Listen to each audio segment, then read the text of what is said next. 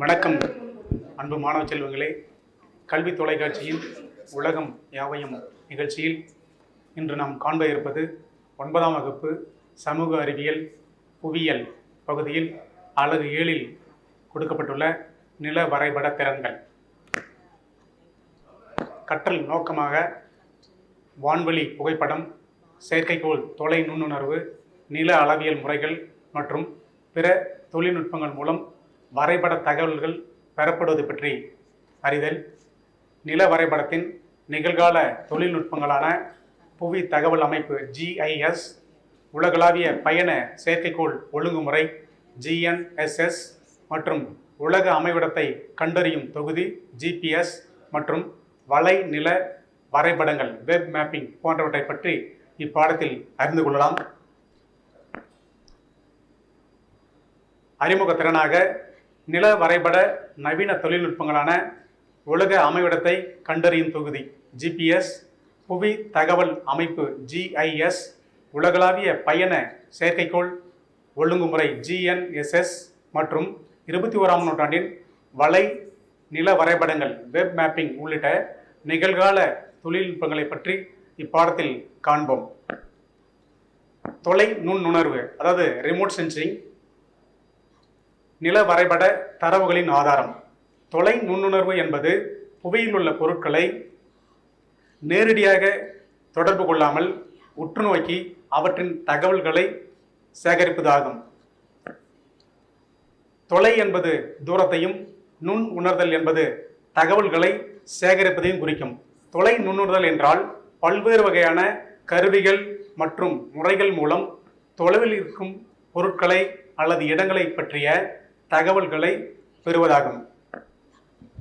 18 மற்றும் 19ஆம் நூற்றாண்டுகளில் பலூன்கள் மற்றும் புறாக்களின் கால்களில் பொருத்தப்பட்ட புகைப்பட கருவிகள் காலம் தொடங்கி தொலை நுண் உணர்தல் காலம் வரை இது நீண்ட வரலாற்றை கொண்டுள்ளது. 20ஆம் நூற்றாண்டின் போது வான்வழி புகைப்படங்கள் மற்றும் செயற்கைக்கோள் தொலை நுண்ணுணர்வு தொழில்நுட்பம் விரைவாக வளர்ச்சி அடைந்துள்ளது. நமது உடலில் 3 தொலை உணர்வு உறுப்புகள் உள்ளன. கண்கள், கண்களின் பார்வை; மூக்கு, வாசனையின் உணர்வு; காது, கேட்கும் உணர்வு. வான்வழி புகைப்படம் ஏரியல் போட்டோகிராஃப். வான்வழி புகைப்படம் எடுத்தல் என்பது குறைந்த உயரத்தில் பறக்கும் பறவைகள், பலூன்கள், விமானங்கள், ஹெலிகாப்டர்கள் மற்றும் ட்ரோன்களில் புகைப்பட கருவிகள் பொருத்தப்பட்டு எடுக்கப்பட்ட புகைப்படங்களின் மூலம் இடங்கள், பொருட்கள் அல்லது நிகழ்வுகள் பற்றிய தகவல்களை அறியும் முறையை குறிக்கிறது. வான்வழி புகைப்படங்கள் ஒரு நிலையான உயரத்திலிருந்து, அதாவது 10 முதல் 30 வினாடிகள் கால இடைவெளியில் தொடர்ந்து எடுக்கப்படுகின்றன. அவ்வாறு எடுக்கப்பட்ட ஒவ்வொரு படத்திற்கும் முந்தைய படத்துடன் சிறிது மேற்பொருந்திய பகுதி இருக்கும். இணைந்த பகுதிகளை நீக்கி அனைத்து புகைப்படங்களின் இணை தோற்றம் செய்வதன் மூலம் ஆய்வு பகுதியின் முப்பரிமாண படத்தை தயாரிக்க முடியும். ஃபெலிக்ஸ் நடார் இவர் பிரெஞ்சு நாட்டை சார்ந்தவர், பத்திரிகையாளர், நாவலாசிரியர், பலூன்களை உருவாக்குபவர். இவர் கிபி 1858ஆம் ஆண்டில் முதலாக வான்வழி புகைப்படங்களை எடுத்த முதல் நபர் ஆவார். இவர் பாரிஸ் சுரங்க கல்லறையில் வேலை பார்த்த அவர் 1853ஆம் ஆண்டில் தனது முதல் புகைப்படத்தை எடுத்ததுடன் புகைப்படம் எடுப்பதில் செயற்கை ஒளியை பயன்படுத்துவதில் முன்னோடியாக திகழ்ந்தார். கிபி 1863ஆம் ஆண்டில் நடார் ஒரு மிகப்பெரிய, அதாவது 6000 மீட்டர் கியூப் அளவுள்ள மிகப்பெரிய பலூனை, அதாவது த லிஜெண்ட் என்று பெயரிடப்பட்ட ஒரு பலூனை உருவாக்கினார். செயற்கைக்கோள் தொலை நுண்ணுணர்வு சேட்டலைட் ரிமோட் சென்சிங். செயற்கைக்கோள் தொலை நுண்ணுணர்வு என்பது புவி சுற்றுப்பாதையில் சுற்றி வரும் செயற்கைக்கோள்களிலிருந்து ஒரு பொருள் அல்லது ஒரு பகுதியை பற்றிய தகவல்களை சேகரிக்கும் தொழில்நுட்பமாகும். செயற்கைக்கோள் பதிமங்கள் என்பது செயற்கைக்கோள்களின் எண்ணிம தோற்றுரு செய்யப்பட்ட படங்களை குறிப்பிடுகிறது. தொலை நுண்ணுணர்வின் கூறுகளான ஆற்றல் மூலம், அனுப்பும் வழி, இலக்கு, உணர்விகள். தொலை நுண்ணுணர்வு தாமாக செயல்படும் அமைப்பாகவோ, அதாவது ஆக்டிவ் சிஸ்டம் ஆகவோ, அல்லது உந்துதல் மூலம் செயல்படும் அமைப்பாகவோ, பேசிவ் சிஸ்டமாகவோ இருக்கலாம். தாமாக செயல்படும் அமைப்பாக இருந்தால் ராடார் போல தனது சொந்த ஒளியை பாய்ச்சி தகவல்களை சேகரிக்கும். உந்துதல் மூலம் செயல்படும் அமைப்பாக இருப்பின் சூரிய ஒளியின் உதவியால் செயல்படும். உலகளாவிய பயண செயற்கைக்கோள் ஒழுங்குமுறை, அதாவது குளோபல் நேவிகேஷன் சேட்டலைட் சிஸ்டம், சுருக்கமாக GNSS என்று அழைப்பார்கள். எப்போதனும் உங்களது கைபேசியை பயன்படுத்தி வாடகை வண்டி, அதாவது டாக்ஸியை பதிவு செய்திருக்கிறீர்களா? கைபேசியில் உங்களது பயண வழி மற்றும் பயணிக்கும் வண்டியின் இயக்கம் வரைபடத்தில் தெரிவதை கவனித்திருக்கிறீர்களா? நீங்கள் பயணித்துக் கொண்டிருக்கும் போதே பயண நேரம் அறிய இது எவ்வாறு சாத்தியமாகிறது? 21ஆம் நூற்றாண்டில் GNSS நமது அன்றாட வாழ்வில் பாதுகாப்பான மற்றும் வசதியான பயணங்களை அளிப்பதன் மூலம் முக்கிய பங்காற்றுகின்றது. GNSS என்பது செயற்கைக்கோளுடன் இணைந்த ஒரு சிறு மின்கருவி. நாம் பயணிக்கும் வண்டியை உலகின் எந்த மூலையிலும் இடம் சுட்டி கண்காணித்து தொடரும் ஒரு அமைப்பாகும். வாகனம் ஓட்டுவர் அதிக வேகம் எடுத்தாலோ வழிமாறி சென்றாலோ உடனடியாக எச்சரிக்கை விடுக்கும் வசதியும் இந்த GNSS-இல் உள்ளது. வாகனங்கள், கப்பல்கள் மற்றும் விமானங்களை கண்காணிக்கவும் அவற்றின் வழிகளை வரைபடமாக காட்டவும் GNSS பயன்பாடுகள் உதவுகின்றன. ஒரு செயற்கைக்கோள் குழுமம், அதாவது விண்வெளி பிரிவு ஸ்பேஸ் செக்மெண்ட், புவிநிலை வலைப்பின்னலுடன், அதாவது கட்டுப்பாட்டு பிரிவு கண்ட்ரோல் செக்மெண்ட் இணைந்து அமைவிடம் பற்றிய தகவல்களை அளிக்கின்றது. பயன்படுத்துபவர்களுக்கு, அதாவது பயனடையும் பிரிவு யூசர் செக்மெண்ட், செயற்கைக்கோள் சமிகைகள் சேட்டலைட் சிக்னல்ஸ், நேரம் டைம், ஸ்பீடு வேகம் மற்றும் பயண நேர தகவல்களாக மாற்றப்பட்டு தரப்படுகின்றன. GNSS எடுத்துக்காட்டுகளாக ஐரோப்பாவின் கலீலியோ, அமெரிக்க ஐக்கிய நாடுகளின் உலக பயண கண்டறியும் தொகுதியான நவ்ஸ்டார், ரஷ்யாவின் குளோனாஸ், சீனாவின் பீட்டோ செயற்கைக்கோள் அமைப்பு மற்றும் இந்தியாவின் நாவிக் செயற்கைக்கோள் அமைப்புகளை எடுத்துக்காட்டுகளாக கூறலாம். உலக அமைவிட கண்டறியும் தொகுதி, அதாவது குளோபல் பொசிஷனிங் சிஸ்டம், GPS என்று சுருக்கமாக சொல்வார்கள். நமது வாகனங்களிலும் கைபேசிகளிலும் இல்லாவிட்டால் எதையோ தொலைத்தது போன்ற ஒரு உணரும் அளவிற்கு இந்த GPS இன்றியமையாதாக உள்ளது. GPS என்பது உலகின் முதல் மற்றும் தற்போது அதிகம் உபயோகிக்கப்படும் GNSS ஆகும். இது அமெரிக்க ஐக்கிய நாடுகளின் பாதுகாப்பு துறையினரால் உருவாக்கப்பட்டது. 1995இல் இந்த GNSS முழு உபயோகத்திற்கு வந்தது. நவ்ஸ்டார் என்பது 20,350 கிலோமீட்டர் புவி பரப்பிற்கு மேல் சுற்றி வரும் 6 வெவ்வேறு சுற்றுப்பாதையில் 24 அமெரிக்க செயற்கைக்கோள்களின் வலைப்பின்னலாகும். ஒவ்வொரு செயற்கைக்கோளும் தொடர்ச்சியான உலகளாவிய தகவல் தொடர்புக்காக ஒரு நாளில் 2 முறை புவியை சுற்றி வருகின்றது. GPS கருவிகள் எல்லா அளவிலும் எல்லா வடிவிலும் கிடைக்கின்றன. பெரும்பாலான GPS கருவிகள் கைபேசி அளவிலேயே கிடைக்கின்றன. கைகளில் வைத்துக்கொண்டே கப்பல்கள், விமானங்கள், சரக்கு வண்டிகள் மற்றும் கார்களில் பொருத்தியே இதனை உபயோகிக்கலாம். உலக அமைவிட கண்டறியும் தொகுதியின் முக்கிய நோக்கம் பயண தகவல்களை, அதாவது தூரம், வழி மற்றும் திசை இவைகளை மிக துல்லியமாக தருவதே இதன் முக்கிய நோக்கம். அதோடு மட்டுமில்லாமல் இராணுவ தேடல்கள் மற்றும் போர்க்கால மீட்பு நடவடிக்கைகளும் உறுதுணையாக திகழ்கின்றது. நம்பிக்கையுடன் ஒரு நம்பிக்கையான சுற்றுலா வழிகாட்டியாகவும் இந்த GPS நமக்கு உதவுகின்றது. விபத்து மற்றும் மீட்பு நடவடிக்கைகள், நெருக்கடி கால தேவைகளை துரிதமாக வழங்கவும் மற்றும் பேரிடர் நிவாரண நடவடிக்கைகளுக்கும் GPS பெரிதும் உதவுகிறது. வானிலை முன்னறிவிப்பு, நிலநடுக்க கண்காணிப்பு மற்றும் சுற்றுச்சூழல் பாதுகாப்பு உலக அமைவிட தொகுதியின் உதவியுடன் மிக சிறப்பாக செயல்படுகின்றன. செயற்கைக்கோள் தொலை நுண்ணுணர்வு சேட்டலைட் ரிமோட் சென்சிங், வான்வழி புகைப்படம் ஏரியல் போட்டோகிராஃப், இவை இரண்டிற்கும் உள்ள வேறுபாடுகளை காண்போம். செயற்கைக்கோள் அமைப்புகள் விலை உயர்ந்த, திட்டமிட்டு கட்டமைக்க, பரிசோதித்து செயல்பட குறைந்தது 10 ஆண்டுகள் ஆகின்றன. வான்வழி புகைப்படம் அதை ஏரியல் போட்டோகிராஃபில் நில அளவினை ஒரு குறுகிய காலத்தில் திட்டமிட்டு குறைந்த செலவில் செயல்படுத்தலாம். செயற்கைக்கோள் தொலை நுண்ணுணர்வில் மிக குறுகிய காலத்தில் முழு பகுதியில் உள்ள அனைத்து தகவல்களையும் செயற்கைக்கோள்கள் சேகரிக்கின்றன. வான்வழி புகைப்படத்தில் விமானம் முன்னும் பின்னுமாக பறந்து ஒரு பகுதியை படம் பிடிக்க அதிக நேரம் எடுத்துக்கொள்கிறது.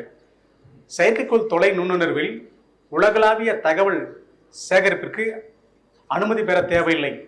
ஆனால் வான்வழி புகைப்படங்களை எடுப்பதில் ஒரு சிறிய பகுதியை படம் பிடிக்க கூட உரிய அதிகாரிகளின் அனுமதி தேவை. செயற்கைக்கோள் தொலை நுண்ணுணர்வில் செயற்கைக்கோள் புவியை சுற்றி வருவதால் எளிதாக மீண்டும் அதே பகுதியினை திரும்ப நம்மளால் பார்க்க முடியும். பட் வான்வழி புகைப்படங்களில் மீண்டும் படம் பிடிக்க அல்லது மறு ஆய்வுக்கு கூடுதல் செலவாகின்றன. செயற்கைக்கோள் தொலை நுண்ணுணர்வில் வானிலையை அதிகம் பாதிக்காது. வான்வழி புகைப்படத்தில் மோசமான வானிலை ஆய்வினை பாதிக்கும். செயற்கைக்கோள் தொலை நுண்ணுணர்வில் அனைத்து தகவல்களும் எண்ணிம அதாவது டிஜிட்டலாக மாற்ற முடியும். இது எளிதாக படம் மேம்பாட்டிற்கான மென்பொருளுடன் ஒருங்கிணைக்கப்படலாம். ஆனால் வான்வழி புகைப்படங்களை இது ஒரு தொடருரு தகவல் பதிவு. எனவே புகைப்படம் எடுத்த பிறகு அதனை மேம்படுத்தல் என்பது சாத்தியமில்லை. அடுத்தது நாம் பார்க்க இருப்பது GIS, புவியியல் தகவல் அமைப்பு, ஜியோகிராபிக் இன்ஃபர்மேஷன் சிஸ்டம். புவி தகவல் அமைப்பு என்பது ஒரு கணினி சார்ந்த கருவியாகும். இதை கொண்டு கொடுக்கப்பட்ட புவியியல் நிலப்பரப்பை பற்றி அதிக புள்ளி விவரங்களை சேகரிக்க தொலை நுண்ணுணர்வு, உலக அமைவிடம் கண்டறியும் கருவி மற்றும் பிற ஆதார மூலங்களுக்கு மிகவும் பயன்படுகின்றன. புவி தகவல் அமைப்பு என்பது கணினி, அதாவது கம்ப்யூட்டர், வன்பொருள் ஹார்ட்வேர், மென்பொருள் சாஃப்ட்வேர், புவி தகவல் மற்றும் பணியாளர் தொகுதி இணைந்த ஒரு அமைப்பாகும். GIS, G means Geographics, I means Information, S means System, புவி தகவல் அமைப்பு. புவி தகவல் அமைப்பு GIS 1950இல் வால்டா டாப்லர் மற்றும் கனடா நாட்டைச் சேர்ந்த ரோஜர் டாம் லிண்டன் ஆகியோரால் அறிமுகப்படுத்தப்பட்டது. பொதுமக்கள் சேவைக்காக புவி தகவல் தொகுதி கூகுள் நில வரைபடம், யாகு நில வரைபடம், கூகுள் புவி மாதிரி போன்றவைகளை எடுத்துக்காட்டுகளாக கூறலாம். மிக முக்கிய மூலப்பொருள் இட அமைப்பு ஆகும். வரைபடத்தில் நமக்கு அறிமுகம் இல்லாத ஒரு இடத்தை அறிந்து கொள்ள அறிமுகமான ஒரு முகவரியிலிருந்து இணைப்பை பெற்று தகவல்களை ஒருங்கிணைக்கலாம். ஒரு பகுதியின் ஒவ்வொரு வகை தரவுகளும் ஒரு வரைபடத்தின் தனித்தனி அடுக்குகளாக சேகரித்து வைக்கப்பட்டுள்ளது. GIS-இல் அடுக்குகள் தேவையெனில் பயன்படுத்தவும், தேவையில்லை எனில் அதை நீக்கவும் செய்யலாம். எடுத்துக்காட்டாக மருத்துவமனை, ஹாஸ்பிட்டல்ஸ், ஸ்கூல்ஸ், பள்ளிக்கூடம், நீர்நிலைகள், டேம்ஸ் மற்றும் பார்க்ஸ், பூங்காக்கள் மற்றும் ATM இயந்திரங்களில் அதிகமாக பயன்படுத்தப்படுகிறது. இத்தரவின் இணைப்பை பயன்படுத்தி கணினியால் ஒரு வரைபடத்தை உருவாக்கவும் முடியும். இதுவரை நாம் பார்த்த GIS, சேட்டலைட்ஸ், GPS, GNSS இவற்றின் மீள்பார்வையாக தொலை நுண்ணுணர்வு என்பது தொலைவில் இருப்பதை உணர்தல் அல்லது அறிதல் என்பதாகும். உலக வழிகாட்டும் செயற்கைக்கோள் அமைப்பு குளோபல் நேவிகேஷன் சேட்டலைட் சிஸ்டம் என்பது பயனாளிகளுக்கு வழியையோ அவர்களின் இருப்பிடத்தையோ உலகின் எந்த மூலையில் இருந்தாலும் அறிந்து கொள்ள உதவும் ஒரு அமைப்பு GNSS. அடுத்த புவி தகவல் அமைப்பு என்பது கணினி, வன்பொருள், மென்பொருள், புவி தகவல்கள் மற்றும் பணியாளர் தொகுதி இணைந்த ஒரு அமைப்பாகும். சரிமான இதுவரை நாம் பார்த்த தொலை நுண்ணுணர்வு, remote sensing, global navigation satellite system, வலை நில வரைபடங்கள், வெப் மேப்பிங், இதை பற்றி நாம் பார்த்தோம். இதனுடைய மீள் பார்வையாக தொலை நுண்ணுணர்வு என்பது புவியில் தொலைவில் உள்ள ஒரு பொருளையோ அல்லது ஒரு இடத்தையோ அல்லது நிகழ்ச்சியை பற்றி உணர்தல், அறிதல் மற்றும் தகவல்களை சேகரித்தல் ஆகும்.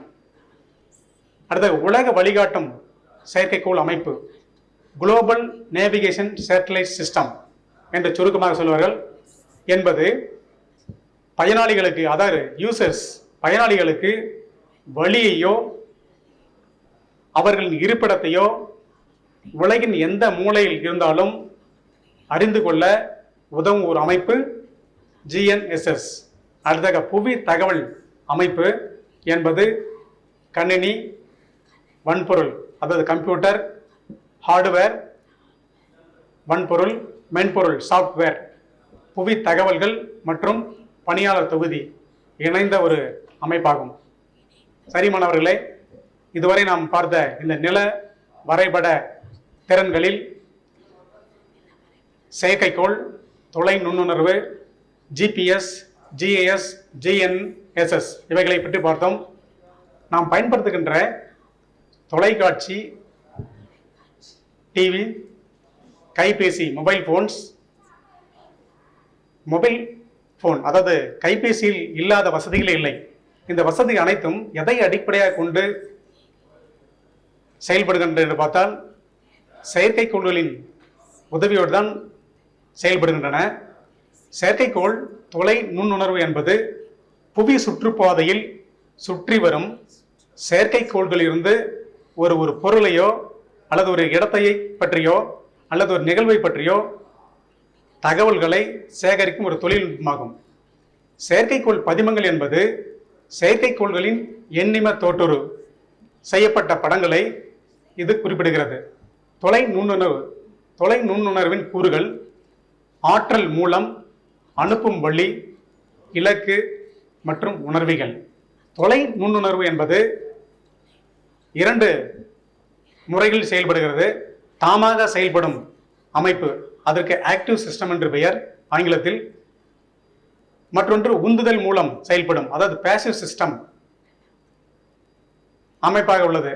தாமாக செயல்படும் அமைப்பாக இருந்தால் குறிப்பாக ரேடார் போல் நமது சொந்த ஒளியை பாய்ச்சி புவி தகவல்களை சேகரிக்கின்றன. உந்துதல் மூலம் செயல்படும் அமைப்பாக இருப்பின் சூரிய ஒளியின் உதவியால் தனக்கு தேவையான ஆற்றலை பெற்று அது செயல்படுகிறது. உலகளாவிய பயண செயற்கைக்கோள் ஒழுங்குமுறை, குளோபல் நேவிகேஷன் சேட்டலைட் சிஸ்டம், அதை சுருக்கமாக GNSS என்று அழைப்பார்கள்.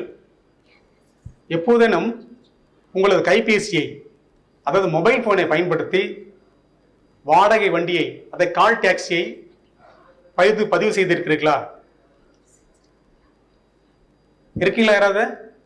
சரி. அவ்வாறு பதிவு செய்த வாடகை வண்டியை உங்களது பயண வழி மற்றும் பயணிக்கும் வண்டியின் இயக்கம் வரைபடமாக உங்களது கைபேசியில் தெரிவதை கவனித்திருக்கிறீர்களா? அவ்வாறு பதிவு செய்து நீங்கள் பயணித்துக் கொண்டிருக்கும் வண்டியில் பயண நேரம் அறிய இது எவ்வாறு சாத்தியமாகின்றது? யோசித்து பாருங்களேன். 21ஆம் நூற்றாண்டில், அதாவது GNSS global navigation satellite system நமது அன்றாட வாழ்வில் பாதுகாப்பான மற்றும் வசதியான பயணங்களை அளிப்பதன் மூலம் முக்கிய பங்காற்றி வருகிறது. GNSS global navigation satellite system என்பது செயற்கைக்கோள்களுடன் இணைந்த ஒரு சிறு மின்கருவி. நாம் பயணிக்கும் வண்டியை உலகின் எந்த மூலையிலும் இடம் சுட்டி கண்காணித்து தொடரும் ஒரு அமைப்பாகும். அவ்வாறு நம்ம பதிவு செய்து நாம் பயணிக்கும் வண்டியை வாகனம் ஓட்டுபவர், டிரைவர் அதிக வேகம் அதிக வேகத்தில் சென்றாலோ அல்லது வழிமாறி சென்றாலோ உடனடியாக நமக்கு எச்சரிக்கை விடுக்கும் வசதியும் இந்த ஜிஎன்எஸ்எஸ்ஸில் உள்ளது. இந்த ஜிஎன்எஸ்எஸ் பயன்பாடுகள் எங்கெல்லாம் அதிகமாக பயன்படுத்தப்படுகின்றன பார்த்தோம்னால் வாகனங்கள், கப்பல்கள் மற்றும் விமானங்கள் இவைகளை கண்காணிக்கவும் அவற்றின் வழிகளை வரைபடங்களாக காட்டவும் ஜிஎன்எஸ்எஸ் பயன்பாடுகள் பெரிதும் உதவுகின்றன. ஒரு செயற்கைக்கோள் குழுமம், அதாவது விண்வெளி பிரிவு, ஆங்கிலத்தில் ஸ்பேஸ் செக்மெண்ட் என்று சொல்லுவார்கள், புவி நிலைய வலை பின்னலுடன், அதாவது கட்டுப்பாட்டு பிரிவு கண்ட்ரோல் செக்மெண்ட் இணைந்து அமைவிடம் பற்றிய தகவல்களை எளிதாக நமக்கு அளிக்கின்றது. பயன்படுத்துபவர்களுக்கு, அதாவது பயனடையும் பிரிவு யூசர் செக்மெண்ட் என்று ஆங்கிலத்தில் சொல்வார்கள், செயற்கைக்கோள் சமிக்கைகள், அதாவது சேட்டலைட் சிக்னல்ஸ் நேரம், வேகம் மற்றும் பயண நேரத்தை தகவல்களாக மாற்றி நமக்கு தருகின்றன. இந்த global navigation satellite system GNSS ஒரு சில எடுத்துக்காட்டுகளை பார்ப்போம். ஐரோப்பாவின் கலீலியோ, அமெரிக்க ஐக்கிய நாடுகளின் உலக அமைவிடத்தை கண்டறியும் தொகுதியான நவ்ஸ்டார், ரஷ்யாவின் குளோனாஸ், சீனாவின் பீட்டோ செயற்கைக்கோள் அமைப்பு, இந்தியாவின் நாவிக் செயற்கைக்கோள் அமைப்பு. நம்ம ஜிஎன்எஸ் பார்த்தோம், அதோடைய பயன்பாடுகளை பார்த்தோம். உங்ககிட்ட ஒரு கேள்வி கேட்கிறோம். இந்தியாவுடைய ஜிஎன்எஸ்எஸ் அதோடைய பெயர் சொல்லுங்க போகலாம். Very good. ஐரோப்பாவுடைய ஜிஎன்எஸ்எஸ் அதோடைய பெயர் சொல்லுங்க போகலாம். சரி, தெரியல, நான் சொல்றேன். கலீலியோ. நவ்ஸ்டார் இது எந்த நாட்டை சார்ந்தது? உங்களுக்கு ஒரு ஆப்ஷன் கொடுக்குறேன். USA, UK, USSR. யாராவது சொல்லுங்க போகலாம். Very good, USA. சரி, நமது அண்டை நாடான சீனா தனது செயற்கைக்கோளுக்கு, அதாவது ஜிஎன்எஸ்எஸ்க்கு ஒரு பெயரிட்டுள்ளது. அதனுடைய பெயரை கூறுங்கள் பார்க்கலாம். வெரி குட், பீட்டோ. அடுத்ததாக நாம் இதுவரை பார்த்த ஜிஎன்எஸ் அதனுடைய பயன்பாடுகள் பார்த்தோம். இப்போ ஜிபிஎஸ், அதாவது உலக அமைவிடத்தை கண்டறியும் தொகுதி, குளோபல் பொசிஷனிங் சிஸ்டம், அதை ஆங்கிலத்தில் சுருக்கமாக ஜிபிஎஸ், குளோபல் பொசிஷனிங் சிஸ்டம் என்று அழைப்பார்கள். நமது வாகனங்களிலும் கைபேசிகளிலும், அதாவது மொபைல் போன்ஸ் இல்லாவிட்டால் எதையோ தொலைத்தது போன்ற ஒரு உணரும் அளவிற்கு இந்த ஜிபிஎஸ் இன்றியமையாதாக உள்ளது. ஜிபிஎஸ் என்பது உலகின் முதல் மற்றும் தற்போது அதிகம் உபயோகிக்கப்படும் ஜிஎன்எஸ்எஸ், அதாவது குளோபல் நேவிகேஷன் சேட்டலைட் சிஸ்டம் ஆகும்.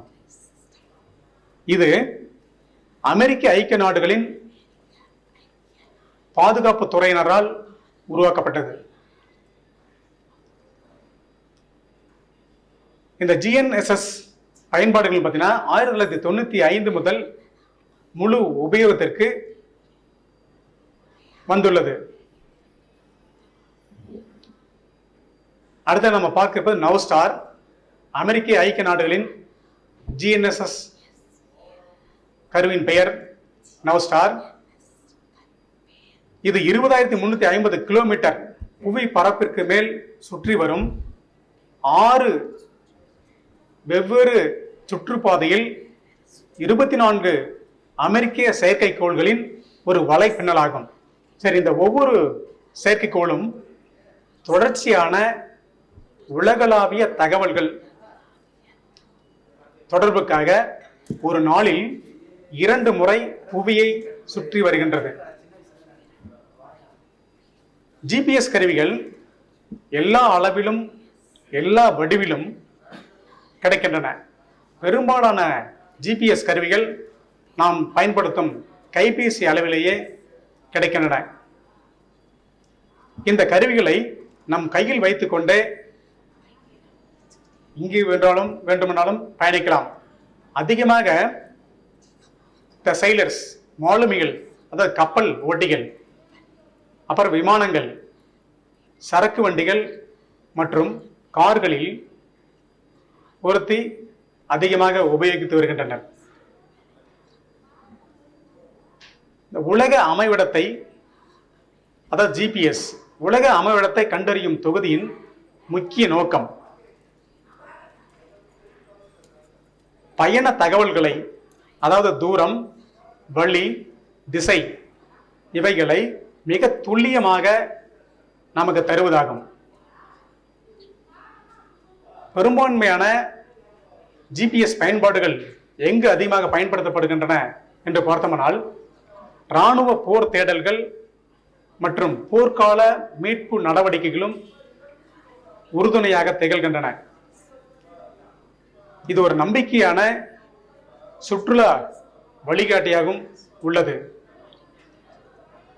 ஒரு எக்ஸாம்பிள், நம்முடைய மொபைலில் இதை நம்ம பதிவு பண்ணி வச்சுக்கணும்னா ஒரு புதிய இடத்திற்கு நம்ம சென்றோம்னால் கூட இதோடைய வழிகாட்டின்படியே நாம் சேர வேண்டிய இடத்தை சரியாக போய் சேர்ந்து விடலாம். அடுத்து விபத்து மற்றும் மீட்பு நடவடிக்கைகள். நெருக்கடி கால தேவைகளை துரிதமாக வழங்குதல். அதோடு மட்டுமில்லாமல் பேரிடர் நிவாரண நடவடிக்கைகள். அது என்ன பேரிடர் நிவாரண நடவடிக்கைகள்? நிலநடுக்கம், சுனாமி, அதிக மழை, அதிக வறட்சி, பூகம்பம், நிலநடுக்கம் இவைகளாம் என்ன சொன்னா பேரிடர்னு சொல்றோம். இந்த மாதிரி நேரங்களில் இந்த ஜிபிஎஸ் கருவிகளின் உதவியோடு துரிதமான நடவடிக்கைகளை எடுக்க பயன்படுகின்றது. மீண்டும் உங்களுக்கு வழங்கப்பட்டுள்ள பாட நூலை கற்று ஏதேனும் சந்தேகம் இருப்பின் உங்களுடைய பாட ஆசிரியரும் கேட்டு தெளிவு பெறுங்கள். இறுதியாக உங்களிடம் ஒரு உயர சிந்தனை வினாவாக கேட்கிறேன்.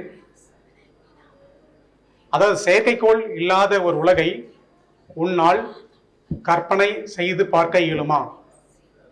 முயன்று பாருங்கள். நன்றி, வணக்கம்.